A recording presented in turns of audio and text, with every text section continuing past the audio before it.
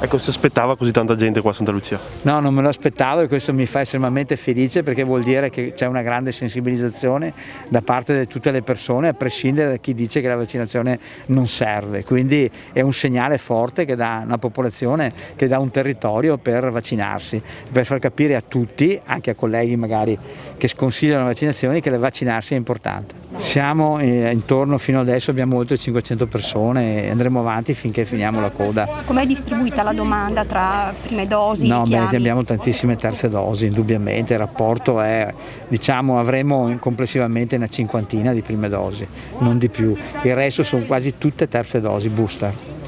No, non abbiamo focolai a parte quello di Parè, diciamo, dell'autobus. Il problema è che abbiamo situazioni pulviscolari, come vedete ormai le positività si stanno spalmando su tutto il territorio. Sono legate ancora, continuo a dire, alle scuole purtroppo che sono un po' il vettore importante, ma dopo anche piccole microfocolai aziendali che comunque grazie al contact tracing teniamo sotto controllo. Noi abbiamo 90 persone ormai, non abbiamo mai avuto così tante persone che fanno contact tracing e devo dire che lasciamo indietro in una giornata solo 50-60 persone che rivediamo in seconda giornata, quindi è un dato decisamente positivo. Ecco perché trovate tante positività, perché realmente riusciamo a trovare tutti i contatti e ovviamente isolarli e fare tamponi.